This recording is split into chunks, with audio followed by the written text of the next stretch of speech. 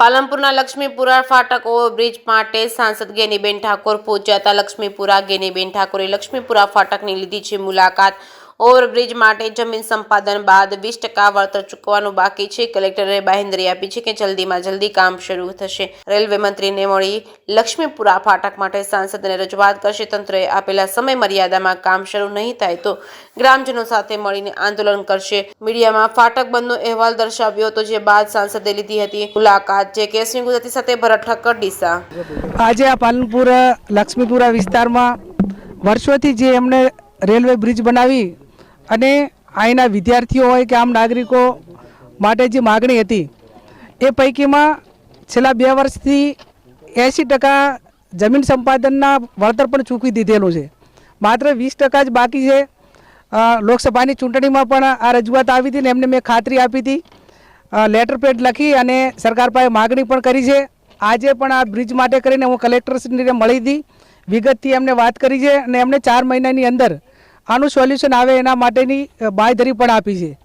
વાત રહી 20% એવોર્ડની રકમ ચૂકવવાની અને જે જાહેરનામું પાડીને કામ ચાલુ કરવાની, તો મહેસૂલ વિભાગમાં સરકારે જે મંજૂરીમાં મૂક્યું હોય કે જે વહીવટી પ્રોસેસ કરવાની હોય એ જવાબદારી સરકારની છે.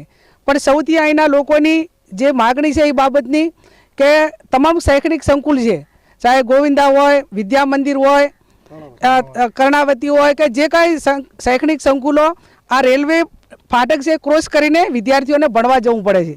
તો ક્યારેક જે ઘટના બનશે એ ટાઈમે હું માનું છું ત્યાં સુધી સરકારને ઘણું મોડું થઈ ગયું છે. એટલે આ બાબતમાં ગંભીરતાપૂર્વક એ સરકાર વહેલામાં વહેલો નિર્ણય લઈ અને 20% એવોર્ડની રકમ ચૂકવી અને આ કામ ચાલુ કરાવે.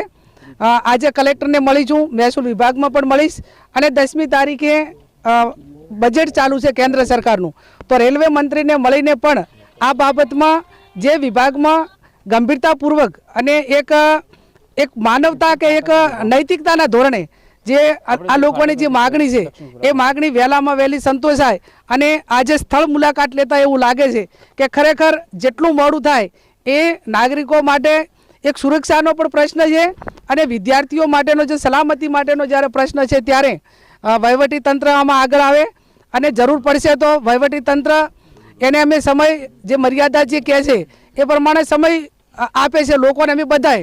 પણ ક્યાંક જરૂર પડી તો અહીંયા આંદોલન કરવું પડે કે જે કંઈ વહીવટી રીતે અમારે કરવું પડે એ કરી અને આ વહેલામાં વહેલો બ્રિજ બને એ માટેના મારા પૂરેપૂરા પ્રયત્નો રહેશે.